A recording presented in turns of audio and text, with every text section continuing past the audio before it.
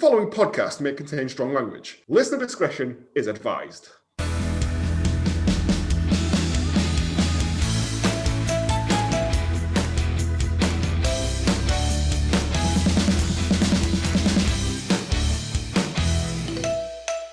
Good morning, good afternoon, good evening, and welcome to Hallmark of Greatness Reality Check, the show where we stuff you in a tank on the happiest day of your life. I'm Joe, and with me as always, his dating profile lists his interests as the war, carling, and anything vintagey. It's Planty. Oh, mate. Fuck off, mate. I just don't think you're paying attention. With no James this week, he is otherwise indisposed, so it's He's been just me. shafted. He has been shafted. But before we get into what it is, if that's not a big clue, you want to keep up to date with all the Hallmark of Greatness gossip, you can follow us on Twitter at Hallmark of Great, all one word, and we are on Instagram, Facebook, and Blue Sky at Hallmark of Greatness. Or if you have a confusing and cruel game you wish to play, you can email us at hallmarkofgreatness@gmail.com. It's only going to be a short one. This we'll probably do another one next week, maybe like a Confusing, proper one. don't come close though. No idea what's going on. I watched this. I think I watched it when I was slightly drunk, and I was like, "This isn't so bad." And then I rewatched it again today, and was like, "This is just a. This bad... is not a show." No, we are of course talking about.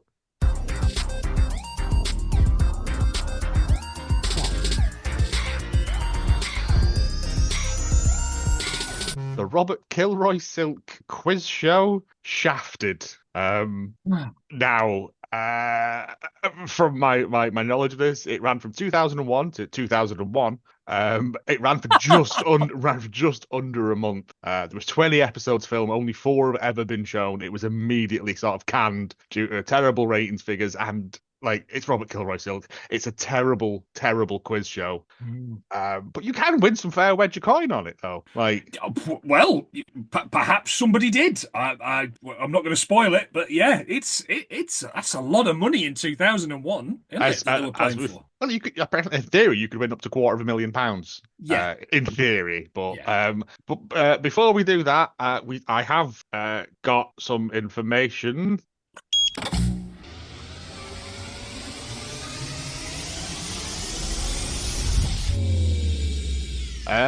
The machine has run out of Worcester sauce, which we use to cool its circuits. So this week we are sponsored by Velcro. Velcro, jump higher, laugh longer. And it's going to be something like sticking up your pipe or something. I don't know. No, I literally was just fucking trying to write stuff because I thought James, but he's otherwise engaged.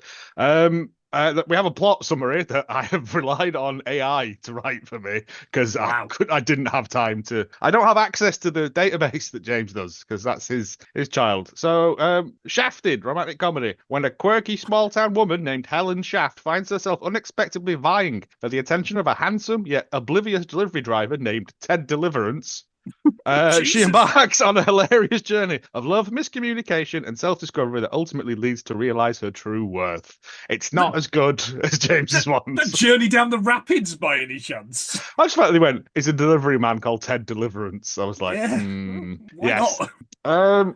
This Shafted, it feels like it was part of that sort of weird golden era of quiz shows of the Weakest Link. Horrible. Yeah, it's got Weakest Link written all over Weakest Link and Golden Balls. Golden Balls is essentially the same sort of show from what I remember. Where this trod water, Golden Balls went for a swim, didn't it? Yes. It's so shite. And I think let's fucking wire into this. Yeah, well, it's on YouTube if you want to catch it. This is series 1, episode 2. Episode 2. All 4 of them are up on YouTube, and they're 20 minutes, if that, because nothing happens in them. We're introduced to it. Robert Kilroy-Silk comes out looking like literally the human embodiment of apartheid. A little bit. And we get the thing of these people will have to work together to win money, but at the end, will they share or shaft? And he does a little hand pump. Oh, he does, yeah. He knows what shafting is. Oh, yeah. Do you remember when he had his daytime TV, early precursor Jeremy Kyle sort of Kilroy? Thing? Yeah, absolutely. Yeah. It was the poor man's Trisha. This Morning with what's his name? The time, the place. The time, the place. There you go. Which I should have remembered because I've been on it. I've been on 3 episodes, so I should have remembered. Oh, yes. Again, back at Carlton Television this week for more Carlton TV shows. Sarah Green, thankfully not here. Good, because I won't shame Sarah Green. If you want to know the Sarah Green story, go back and listen to the episode where we did Ghost Watch. Ghost Watch, yeah. Yes, Sarah Green in the cook chair. And there's a voiceover guy who sounds like a knockoff version of the guy who did Weakest Link. It all feels low budget. Non-union Hour Graham. Yeah, I'll give you that. But he's not in it. Like, I expected him to be throughout. He's got one line. Yep, and that's one line. I'm assuming they just reused that for every episode. He recorded it down the phone. Meep, and then meep. Yeah, they'll pay me once. It's like Krusty the Clown. Okay, Krusty, we're rolling and ready. Hey, there's these 6 people stood there in partition glass, like it's COVID times. I expected them, like, if they lost, to get shot up. That would have made it better, like the adventure game. Yeah. And right, so the opening round is they have to say how much money they want.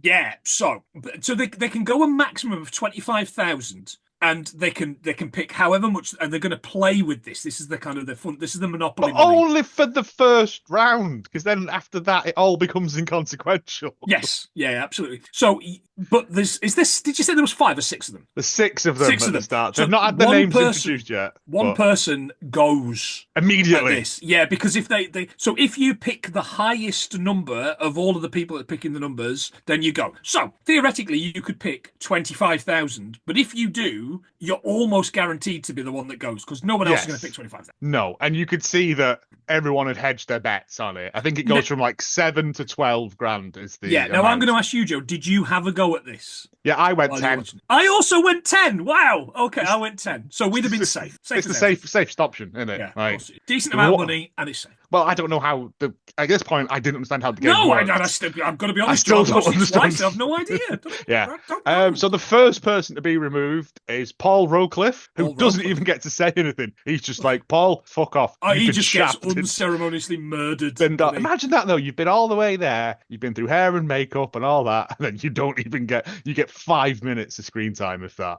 Well, he gets. The thing is, though, he's on Who Wants to Be a Millionaire this afternoon. So, they do this. He's just bouncing him from one to the other. Yeah, and then he's going to do Supermarket Sweep. And I think he put 15 grand. He did, yeah, greedy boy. Which is too much. Doesn't seem like a lot. Doesn't seem like a lot. Again, I don't know whether or not they have all met beforehand and could have come up with a strategy. If we all pick 12, they can't kick us all off. But but that's the game, isn't it? That's the game, isn't it? You do that, and then you pick less. Yeah. And then we're introduced. So come down and play Shafted. Kilroy says, and we get it. It feels like it was filmed when they weren't filming The Weakest Link because the lighting setup and everything is very similar, very swoopy lights and all this sort of stuff. And we're introduced to our cast of fucking miscreants who. Jesus. We got Frankie, who's a banker. Now, Frankie from he's a banker, all right. Frankie from Barnet, I really liked because he was bald, and it's just some old-fashioned Cockney rhyming slang jokes for me. Imagine Howard from the Halifax adverts, but not a racist whammer. Yeah. Well, I don't know. Frankie could be a racist whammer. We've got Pat, who was an old lady with a cake on her head. Yep. Jessica, who is blonde. And her eyes are too far apart, yeah. And that could have just been the really shit resolution this was filmed in. It might be sort of postage stamp. We've got Pippa, who is a woman. That's all I got for her. Pippa is a posh person. She's got a posh person's face and a posh person's name. And Chris, who is a chin with a face attached. Yeah, Chris. I thought, he's my early shout for doing something here.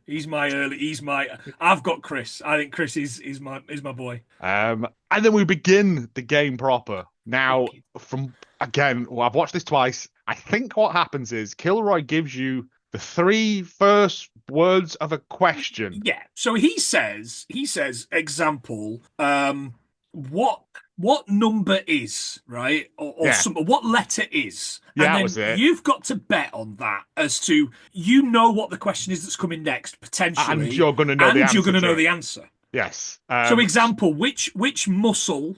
Well, we'll do the one that they did. Which letter is? Yeah. And then they all have to bet the money that they got in the first round that they know this. Yeah. But then it's that thing of it's never. It's the questions are always like, oh, it's a bit tricky. So the questions didn't have to be what letter is 50 in Roman numerals. Yeah, that's right. And I was like, okay, well, it's not M because that's 100, but I don't know what it is. So C, isn't it? No, and he L. went with C, didn't it's he? L, isn't it? Yeah, and C is 30 or something. But he bet this amount of money, and if you bet the highest amount, you get to answer it. So there's no buzzing in or anything. And he got it wrong, and he loses that money, and this just repeats like 2 or 3 times. But with these incredibly misleading questions, and no one really. The only one that seems to know anything is Frankie. Bless him. Yes, yeah. Because everyone else is thick as 2 short planks. What the problem is, the way that he does this intonation on the questions. It's like he's Australian. Everything goes up when he's not even got to the end of a question. And then there's a bit where he goes, okay, let's play Shaft It. He's being sent through the dimensions or something. What's going on? After 3 rounds, whoever's highest gets to pick someone to get kicked off. Yeah. So you pick So Joe, I'm highest. You're lowest. I say, well, Joe. Well, it doesn't matter. Lowest. I just pick anybody. I'm highest. So Joe, I want to kick you off because I don't know. You've maybe answered some questions, and I think you might be a threat, or you're shit at answering questions, and you're going to lose us loads.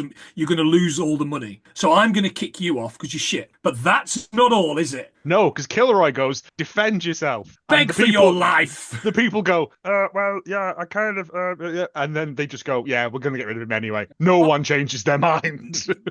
Only once. And when it did, it blew my mind. So, was it Chris who went first? Chris goes first, yeah. And I think Chris would have been pretty good. I think they probably could have got rid of other people. It doesn't matter because it's a non-entity of a game show. There's a question, Joe, I liked. What breed of dog was Kilroy-Silk caught fucking round the back of Aldi? In fact, I better be careful because he's quite litigious, isn't he? He is allegedly. He's famously very litigious. Allegedly caught fucking round the back of the Aldi.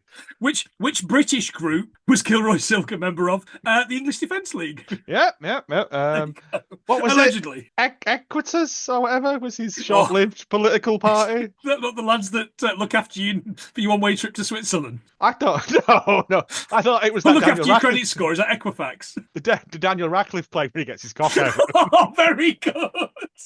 That was quick.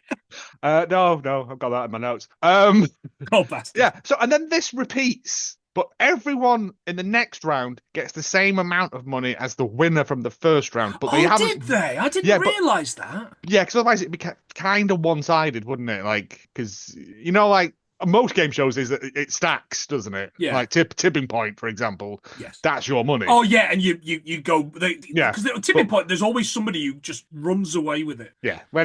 But with this, he made a point of saying that next round, every round, everyone gets the amount of money that the leading person has got. Right. Okay. Otherwise, you'd never build it up because they get pretty much everything wrong. Yes. Yeah. Well, it's because the questions. It's like 3, 2, 1. It's very 3, 2, 1. Yeah. Questions are so fucking out there. The one that Pat gets wrong here, Pat, the woman with a cake for a hat. Is that the way? What? What muscle is, or what? Yeah. No, what's the muscle? The first one she did was what woman was or something, and Kilroy goes, "Oh, so you know about women, do you?" It's like that old. She is one. It's like that copy pasta, isn't it? Oh, you. So you're a feminist. Name all the women. Whitney Houston. Yeah. Yes. But this is name the muscle, and it was name the muscle bound hunk who starred in I was going to say On Deadly Ground, but that's this week's 100 Things podcast. Me talking about that. Under Siege. No, Under Siege. I was going to say, is it not On Deadly Ground? Siege. Under Siege. No, because we did On Deadly Ground as part. No, of but that is Seagal anyway. Though, it is Seagal. Yeah. It's his only directorial movie. Oh man. No, but this is and she goes, I don't know, and I think she might guess Hulk Hogan or something. Yeah, I'm not sure. I don't know. I kind of didn't pay any attention to the questions because they were so inane and Ted Rogersy that like it didn't matter. Whatever you thought you were going to get, you don't get, and it's like Yeah. She lost a lot of money on that one, and Kilroy-Silk does his best might read. Oh, pet, doesn't he? Well, that's the thing. Atrocious. There's bits where they've clearly gone, all right, like you've seen what Anne Robinson does, do that. Yeah. But he can't because he's a disgraced politician. He delivers his lines like he's never read an auto cue. No. He really does. It's terrible. I think Pat gets bunted off next. Defend yourself, Pat. No. No, Pat stays quite close to the end. Pippa goes next because she's horse shit for brains. Pippa Funnel, or whoever it is, I don't know. Pippa Longstocking. Yeah, Pippa's been funneled. Shafted. The question she didn't know the answer to. So there was two questions. So Frankie's done fuck all yet. Like Frankie's just sat there gurning away, isn't he, on the end? I think he's not answered a single question. I think when Chris tries to get boot off, he goes, "Pick Frankie," and he's like, "Why?" And he kind of didn't want to go because he's black. But I mean, but here is a perfect example of racist positive racism question mark. The question is what brotherly directors, and I instantly went to Rachel. Well, that's the Lumiere brothers, thinking the inventors of the fucking camera. And she went, "Oh no, it's bound to be the Coens, isn't it?" And then it went, "Directed Scary Movie," and I went, "Oh, she doesn't know this," and she goes, "It's all right, I'll pass to him because he's black." Well, this is the thing. I think in the next round you can choose to shift. So you've got share, shift, or shaft. But if you shift, then they take the money off you. Yeah. It's so bewildering. And you only get fucking number one per game. It is number one. But she says, I am going to shift it to this lad because then we can build up the money till we share it at the end. Like straight away, I'm kind of like, so somebody here has got an idea. Yes. This is interesting. Now I'm interested. Yeah. Again, I think in the right hands, it's golden balls, isn't it? Yeah. Yes. Yeah. But this ain't it. So yeah, Pippa goes. Then Pippa goes out on what question, Joe? I could not tell you. Pippa goes out on who was the best man at Uri Geller's 2001 wedding? And I turned to Rachel and I went, Shamon, because it had to be Michael Jackson. Yeah, and yes, it was Michael Jackson. Oh yeah, right. So yeah, Pippa goes, and then Pat gets murdered. I think they do more shifting of questions around. But like Frankie has got pretty much all of these right, and I think Jessica gets one right in the entire show. Yeah, she's got 10 grand, hasn't she, at the end? Something like that. Pat gets shafted. He answers a question about Ashley Judd, but it wasn't Ashley Judd. It was who married Chris Judd, and I was like, I don't know, Ashley Judd? Mrs. Judd? And apparently it was Judd Nelson? Jennifer Lopez Judd. I don't know. Why not? Yeah. I get it's 2001, so all the questions are it's like watching old Bullseyes when they've got it's the picture round and they show this. Who is this? And it's some trade union leader who was in the news at the time or something. Lord Beaverbrook. Yeah, it's kind of like that because I don't know any of this stuff. Like, I thought I had a pretty good range of knowledge, but this is so. I think I only got the Wyans one and the Roman numerals one right. Oh, I did all right out of this. I didn't get the Roman numerals one. I got all the film one, except for the Ashley Judd one. So then Pat gets booted off. I think Frankie goes, I'm going to pick Jessica. And Jessica goes, no. If you let me stay, we can share it together. And immediately Frankie's eyes go, ding, ding, ding. I'm onto a winner here. Yeah, absolutely. I know how to play this. He calls one of them the Shafter. And I thought, was that not Captain Kirk? Well, in the Australian version of this. Oh, Australian version. That's going to be brutal, isn't it? It did not do well because it's a bewildering system of a game show. Again, it's number one. It literally is number one. But the Shafter, if someone chose to we'll get to that. We'll get to when we get to it because otherwise it ruins the end of the show. So then it comes. Sure. It basically the two of them then go and basically play the prisoner's dilemma. Yeah. So the money's in the pot. They can choose to share it, and then they both get half each. They can choose to shaft the other person and take it all. If they both choose shaft, they get nout. Yeah. Similar to the end of the Traitors and all that sort of stuff. But before that, we get VT of them played on the screen behind, telling us all what wonderful, upstanding people they are, including her going, "Oh, I'm dead trustworthy, me." Yeah. Because no one trustworthy ever said that. No, of course not. Why would people lie? And he says, "I'm a nice guy," and I've heard that too many times. It's become a trope, hasn't it? It usually means means you're probably going to be horrible to a woman. Yes, you're probably going to use the word females. And then they lock in their vote, right? And then Kilroy, should traffic wardens be armed? He goes, right, I'm going to now show everyone at home, but they're not going to see, and I don't know. And then it just flashes up at the bottom. Oh, really? I missed that. I thought they'd just done it. No. I think it's just so there's a bit of sort of like jeopardy for us at home, like to know that, because otherwise there's nothing in this show. No. So Frankie chooses to shaft and Jessica chooses to stay to share. Right? And then they get another go at it. So they then have to talk to each other. And Jessica basically goes, look, we can share it. We can both walk away with a fair bit of money. And Frankie goes, yeah, let's share it because that's a lot of money. It's more money than I'll see in a long time. Even though I work in a bank. Just go and look in the vault, mate. There's fucking loads of it. And then they reveal... And Frankie's told to take it all because you would. This lass it could have been a double bluff on Jessica's part, but I don't think she. Her eyes are too far apart. Too far apart. She's like a fucking camel. See her own ears. And that's it. That's the game show. They go, Frankie, you've won £73,000. And the best bit is he goes in for a hug. He gives her a hug, and then she doesn't look particularly impressed. And Kilroy says, "How do you feel?" And she says, "I'm angry." Yeah. Yeah. Yeah, and that's it. That's the show, boys and girls, right? That's it. There's nothing more to it. That's it. It's over and done with. A guy's won 73 grand for answering, 6 questions? Pretty much, yeah. Easiest day in the office ever. And all he's had to do was jip over 5 other people. 3 of them who won't remember it. No. But that's that, right? That's the show. There's nothing more about it. It's absolutely... I think Richard Osmond said it was like one of the 4 worst... It's in the top 4 worst British game shows ever. And I need to find out what... I now need to find out what the other 3 are. Because I've watched a lot of crap. You know, like stuff that's on at about 2:00. Yeah.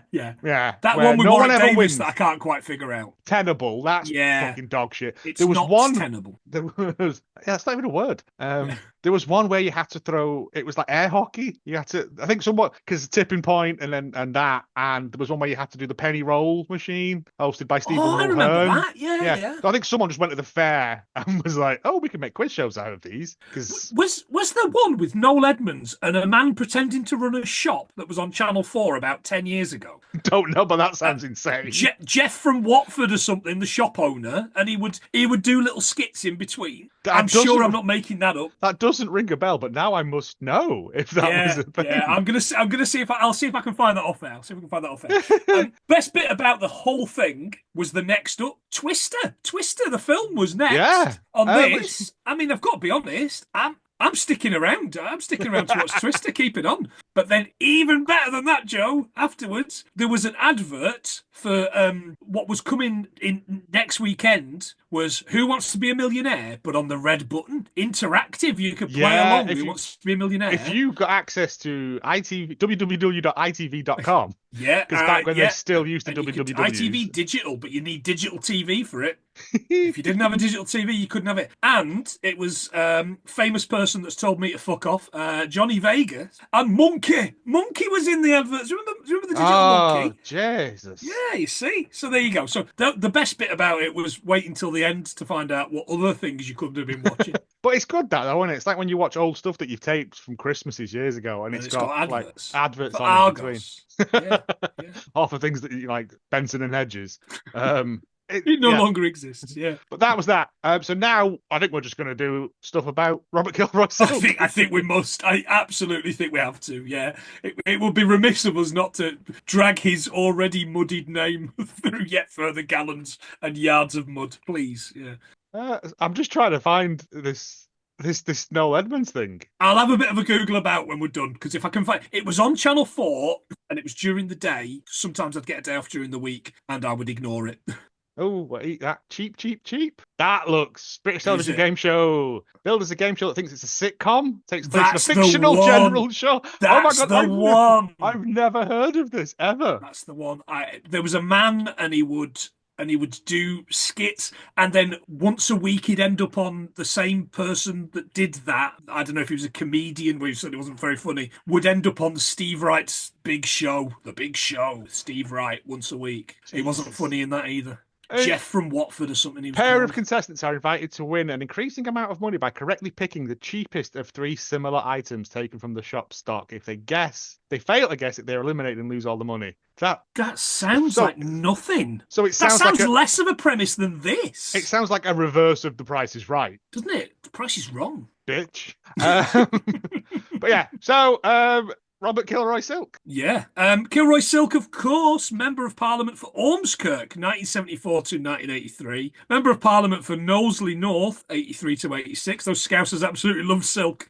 And after the telework had dried up, in the 2000, this is good stuff, listeners. If you've not scrolled his Wikipedia page, you are missing out. It's a delight. On the 2004 Hartlepool by-election, it always had to be Hartlepool, UKIP came third ahead of the Conservative Party. The next day, in an interview with Breakfast with Frost on the BBC, Kilroy-Silk expressed ambition to lead UKIP and criticised the party's leader, Roger Knapman. In Manchester on the 3rd of December 2004, at approximately 7:15 p.m, Kilroy-Silk was attacked outside a girls' high school.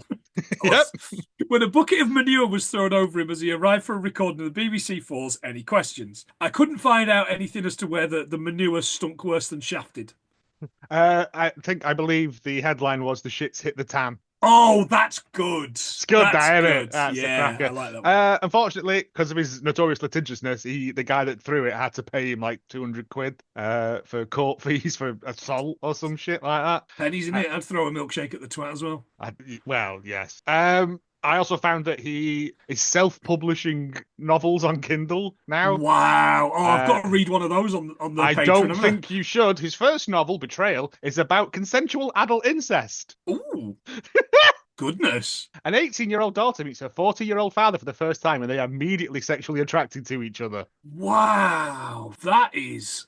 Yeah, that is worse than the sex with animals stuff that I read on the podcast. Yeah, I mean, once you've accidentally clicked on one of those things, the amount of werewolf erotica that appears in your feeds and in your adverts and stuff now, because thankfully I've got Safe Search on for this, because I don't want any Kilroy-Silk stuff coming through. The second novel, Closure, and that's the disintegration of the British family. It's basically him having a go about gays, basically. Oh, right. Oh, and his third, Abduction, although better written than the others, it's about, what was the line? It deals with two parents framed as violent by a pair of hetero-hating lesbian social workers and have their children forcibly adopted as a result of this. Oh! So I imagine it reads like BNP fan fiction. Of course it does. Absolutely it does. On that subject, 30th of January 2005, Kilroy-Silk launched a new political party, Veritas. Promising to, quote-unquote, take the fight to the supercilious metropolitan elite. I mean, nothing has changed, has it? No, absolutely. There's still grifters and con men out there doing this. Yeah. The party was formally launched on the 2nd of February 2005 at Hinckley Golf Club in Hinckley, Leicestershire. Oh, mate, I've been to Hinckley. It's nice. Yeah. I can beat that. I can go one up. In the 2005 general election, Kilroy-Silk contested the seat of Erywash, which is where I grew up, Joe. It's on the border of Derbyshire and Nottinghamshire. Erywash. Well, I wouldn't have been able to find that. If that happened in GeoGuessr, I'd have been stuck. He came fourth with 5.8%, just above the 5% level needed to save his deposit. So, arguably, he's better or worse than Lawrence Fox? I'm not sure. Yeah, better. He got his money back, at least. Yeah, but I didn't want him to get his money back. No, obviously we didn't. I just picture him stood next to a man dressed as a jellyfish or something. That'd be fun as well. In August 2005, 4 of the MEPs for the East Midlands region, because he was an MEP for the East Midlands, Clark, Heaton, Harris, Helmet and Whitehead. Clark, my favourite Tory, I've got to say. Hate the Tories. Quite like Ken Clark. Sent a joint letter to President of the European Parliament, to Joseph Borrell, complaining about Kilroy-Silk. And I quote, "He seems to have done little or no work as a constituency MEP for the East Midlands. This leaves 5 MEPs to do the work of 6, and the electorate are being shortchanged." They went on to complain that Kilroy-Silk was not fulfilling the pledge he made on becoming an MEP to serve the electorate of his region, and to call for him to either do the job for which he's paid or get out and leave it to those who can. The European Parliament does not have any power to expel a member, and Borrell took no action. Yep. And Ken, he's just a fucking... man. The BBC halted Kilroy after he made controversial remarks in a newspaper article about Arabs. Because of course he did. Christ. Yeah. Said the Guardian article that I was reading, he tried, I think he briefly tried to rebrand himself as a Bernard Wright on. Oh, did he? I think that's what he tried to do, and everyone just went, "Nah, mate, nah. Leopards can't change their spots." That is good. He's like Galloway, isn't he? In that regard, like he springs from fucking left to right on a fucking. I don't mind Galloway. I don't mind Galloway as much though, because at least he's got a good hat. I mean, sure, yeah. That's all I've got for Galloway. Like he's yeah. It's whichever way the wind's blowing, whichever way he can make money from, isn't it? Yeah, pretty much. And it certainly is not from the TV show Shafted. I'm looking forward to finding out what he can teach me about podcasting on his 12-week podcasting course. Oh Jesus! Yeah, that's next. Yep. That's next. Oh, I wouldn't surprise me if he doesn't have one. Oh, he'll have some. I don't. Is he even still alive? Yeah, he's 82 years old. 82 years old. Yeah. Fingers crossed he gets shafted by the end of the year by the Grim Reaper. Oh, right. So anyway, in the Australian version of it, back to my point from a long time ago, if you shafted the other person, you came back the next week as the Master Shafter. Hello, mate. I'm the Master Shafter. Right. And originally they would tell the other contestants, oh, yeah, he shafted people last week, and they'd immediately vote him off. Right? Yeah, of course. Because you would do, because that's not very fair, is it? And you're going to do it again. But then later on, they stopped telling them until the end of the game. Right. And if he was still there, so in theory, someone could theoretically win 8 games in a row if they were good enough at it. But I don't know. I couldn't find any copies of the Australian one anywhere, so I wasn't able to watch it. And then once all the world wars and the gas crisis had dried up, Australia became Master Blaster. That's it. Yep. There you go. It's all there. But that's that, boys and girls. There is nothing more to say.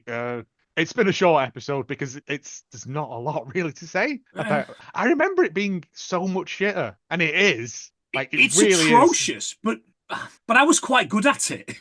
The problem is I wouldn't be able to shaft people because it's just not in my. No, it's just not who I am. I'd end up going home with I'd end up getting voted off first because I thought fucking M was 50. Do you know what I mean? No, but it is a part of that sort of when Simon Cowell's rise to power, being horrible to people, Anne Robinson being horrible to people on The Weakest Link. It's all that sort of when people started getting nasty for no reason because but Kilroy-Silk cannot do it. I can see a number of reasons why he's nasty. Supercilious prick. Oh yeah, yes, yeah. But you think he'd have better?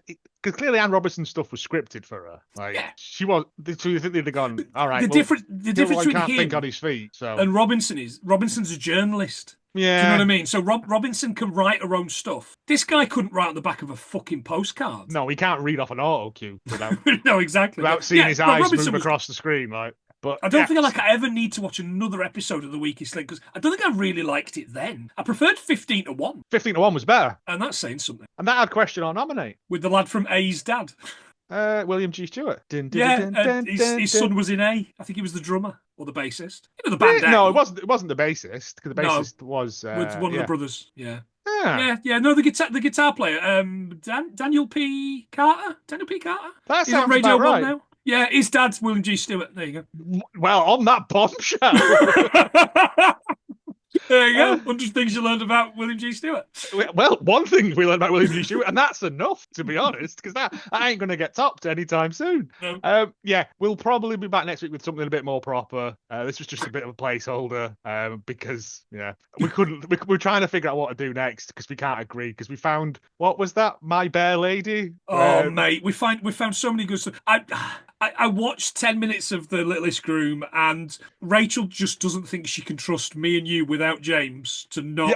Definitely. We need James to be sensible. To not go full on. Not in a horrible way. It's just it's too easy. There's a whole goldmine of reality TV stuff. Like, is it the Ugly Duckling where they gave winners plastic surgery? The Swan. The Swan. Yeah, Swan. My Bear Lady, which was 4 adult film actresses. Basically being Eliza Doolittle by Christopher Biggins and that cunt from Pineapple Studios. It's astonishing that 20 years on, we're the only people that are talking about this. You know why? Because I think it's literally the most. It had like 3 seasons of it. Yeah. Like, I don't understand how. It's dead media now. It's just gone forever. No, there's still loads of like reality stuff. No, but I mean those particular shows. Those they've wacky. Gone forever. I don't know. Either the cocaine got better or worse. I don't know. Shall we just fuck it off and do an episode of where they buy the storage containers? That's always pretty good. There's a celebrity one that Vic Reeves did that I remember being quite fun. Oh, was there? But again, there's British Pimp My Ride. Let's just do an episode of that. I said we should have done an episode of British Pimp My Ride. That first episode where the lad's got the hearse. Oh, it's Stinky Hands, isn't it? Lego Hands. Oh no, we can't do that. Yeah, we can't do anything involving him. See, it's a lot harder than it looks. Folks. Somebody else figure this out for us. We've got a list. It's just finding them online in workable copies that you can actually watch. Because American reality shows. I mean, there's that episode of Flavor of Love where that lass takes a shit on the floor. Yes, yeah, it's. There's loads of stuff. It's just finding them and sitting through them and stuff. But this is shafted. I say your favorite line of the show, but we both know it's going to be, will they share or will they shaft? I quite like monkey. That wasn't even the program. Was after it. There's nothing. There's absolutely nothing. No. You know about women, do you? Yeah. Yeah. So yeah, that's it. Bye. See ya.